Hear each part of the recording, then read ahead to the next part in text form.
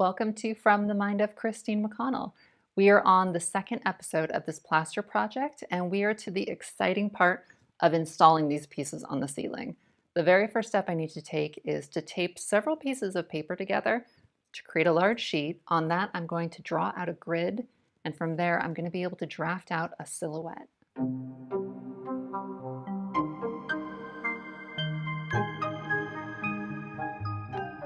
Anytime I'm working on the floor and there aren't any toxic materials around, I do like to let all of the kind of pets come in and wander around, but they always make it very clear early on that I can't get a lot of work done this way.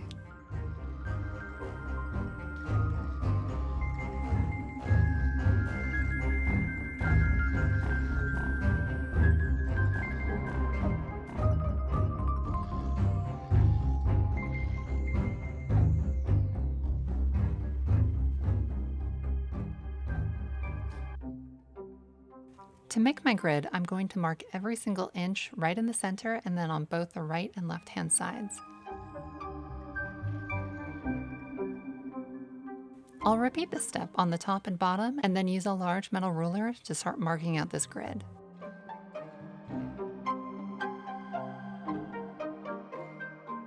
I allowed my plaster pieces to dry out fully for a couple weeks, and now they are dramatically lighter and easier to kind of move around. I kept track of all of the measurements that I saw in the other guest room, and so now it's really as simple as just laying down these pieces, counting out the grids to make sure they're even on both sides, and then marking everything out with a pencil.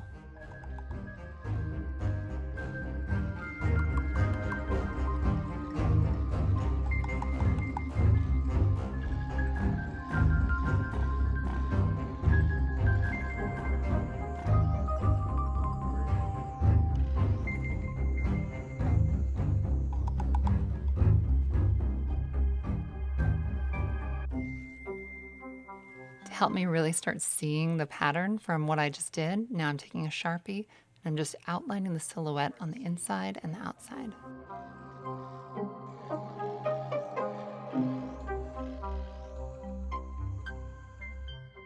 All right, well, that wasn't terribly tricky, and I feel like my furry little companions enhanced my time spent on the floor. So now what I need to do is lay out my pieces and start marking my cuts. I'm now using a laser level that's been attached to a tripod so that I can connect the lines and know that it's going to be completely even straight across. Professor Poof, who had assigned himself the role of project manager for this part of the job, thoroughly approved of this tool.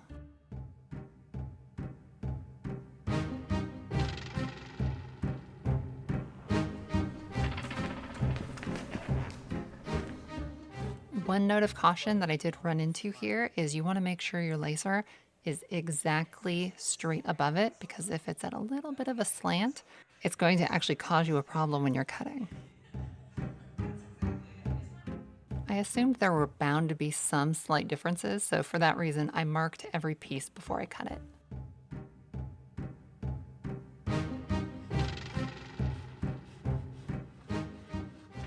You'll know your plaster is completely dry if it cuts pretty much like butter and there's a little bit of a ring to it if you tap it.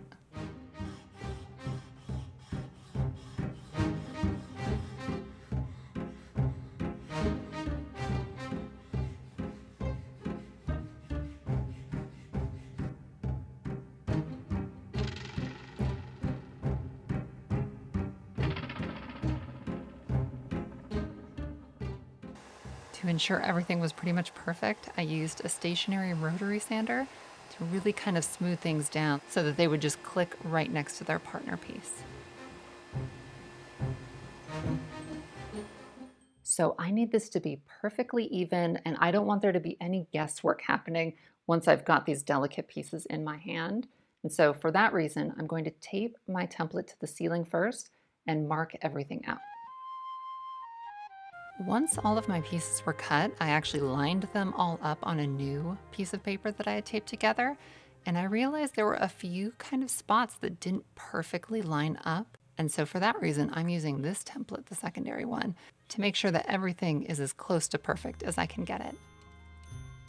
Next, the captive helped me tape this to the ceiling, and we spent a good amount of time making sure it was exactly where it should be.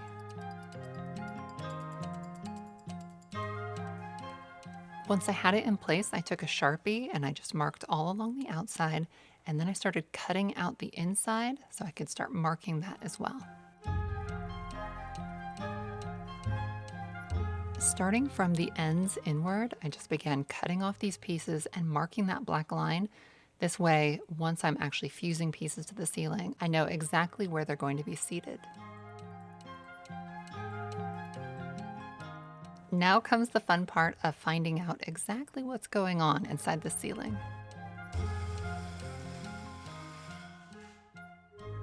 The very first thing I can tell is that the original ceiling was lowered for some reason.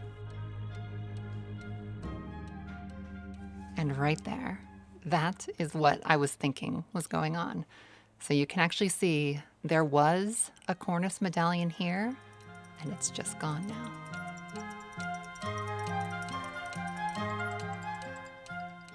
So what I'm guessing might have happened here is there could have been a leak that might have gotten through and destabilized the plaster. Pieces must have started falling off, and they just decided to call it a loss and lower the ceiling by about 2 to 3 inches. This is obviously a bit of a bummer, but I'm going to try to make this work for me by only hollowing out the center, and hopefully what this will ultimately do is give my plaster pieces a lot more depth. Once I was down to the original roof, these plaster pieces were literally just crumbling off. So I do understand why they did this. And once I remove everything I need to, then I'm going to clean everything up with a vacuum and a Dremel. And thankfully, I was actually able to figure out what the shape was that was originally here, and what I'm doing isn't terribly far off from that.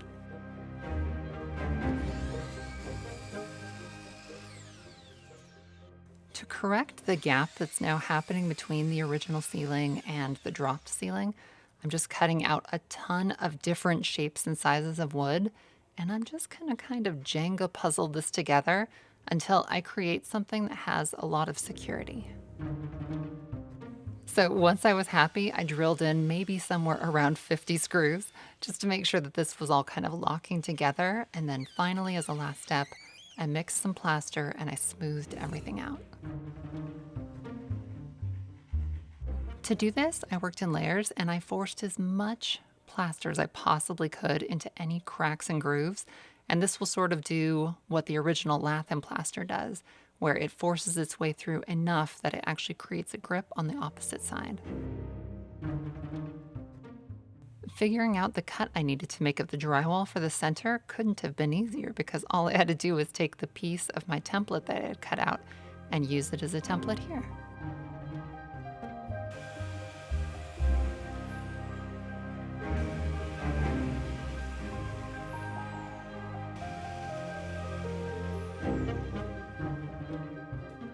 I did use the captive's help here as well to hold this in place, and then once it was secured enough, I just finished the job by locking in a few last screws.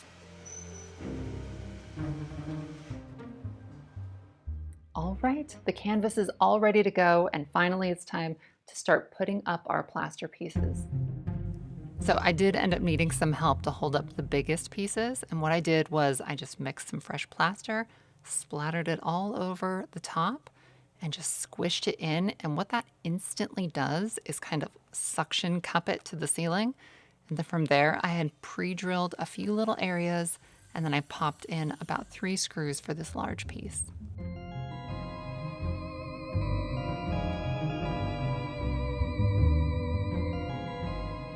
The moment it was secure, I took a wet rag and wiped off any excess plaster that had squished out the sides. The small pieces I could handle myself, and I found that if your plaster is very runny, it seems to work best, because not only is it very easy to clean up, it fuses just a little bit closer to the ceiling that way.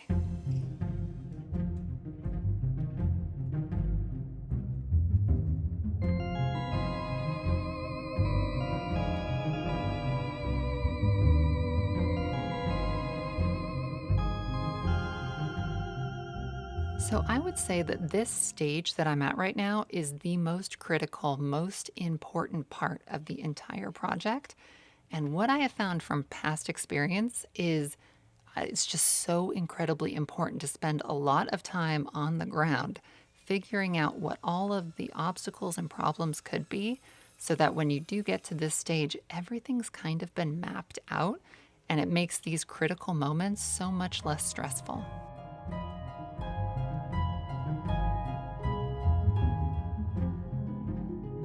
An example of what I'm talking about is I mentioned there was a few pieces that like didn't quite line up on my little illustration that I had done on the floor.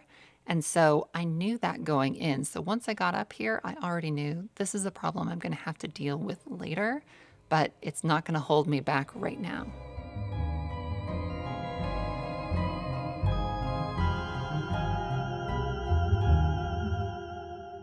Okay, well, that went shockingly well compared to what I had built that up to being in my head.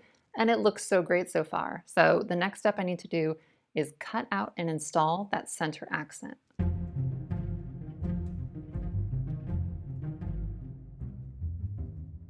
If I had known how to do this back when I lived in the mountain house in California, I would have done tons of like just these little bars that I'm doing right here.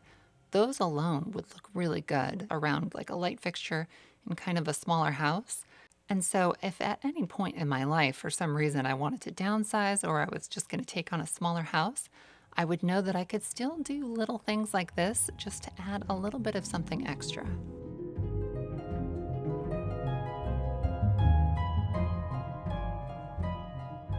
Here I'm doing exactly what I did on the larger one, where I found just the right placement with the template first, and then I marked it, and now I can start affixing my pieces.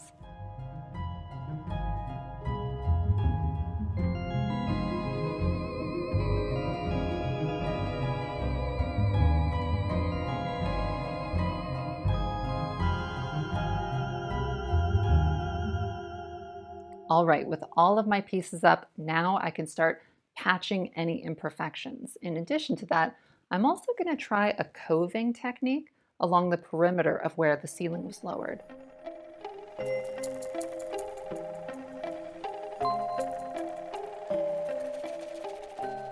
Disposable pastry bags are so wonderful for a million different things, and plasterwork especially, because you can just snip the little tip off, fill it up with as much as you need, and go around and use it wherever you need it. And the great bonus is you don't necessarily need to throw it out after each use. You can just have a bucket of water, rinse it out, and then just use it over and over and over again. And that's what I did.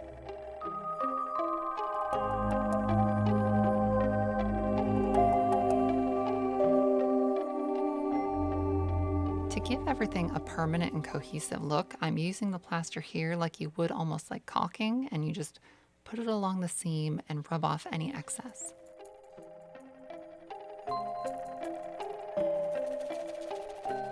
To achieve that coving technique I was talking about, I'm just going to fill in a ton of plaster here where I want it to go. And then in a clay sculpting toolkit I had, there was this little metal scraper, and it was just perfect for just seamlessly smoothing this out and blending it all together.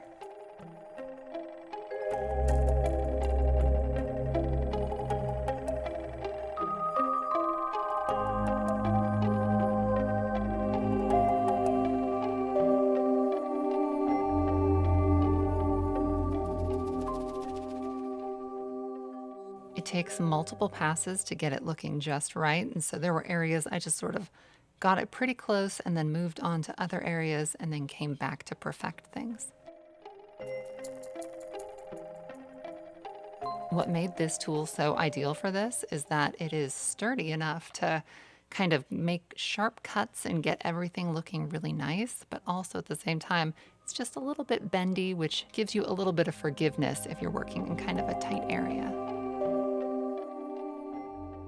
I mentioned that there were a few imperfections, and this is a great time to correct those and address anything that might have not come together just right or is a little tiny bit uneven.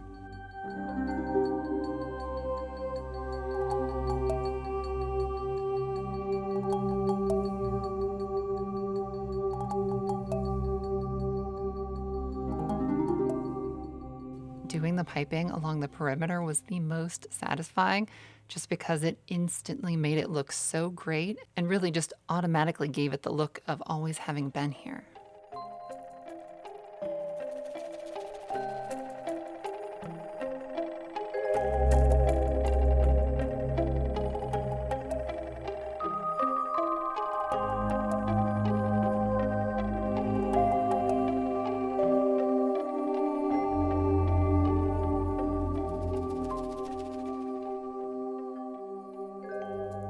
Now that all of the scary stuff was behind me, now I finally had a minute to just kind of take my time and go around and perfect anything that didn't seem quite right.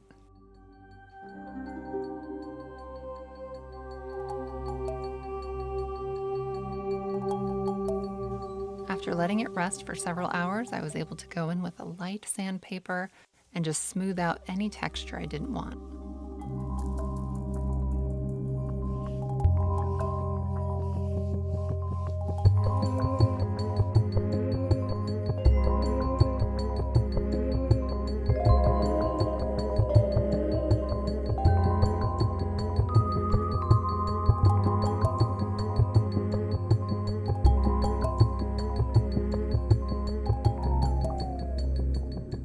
Okay, how neat is this looking?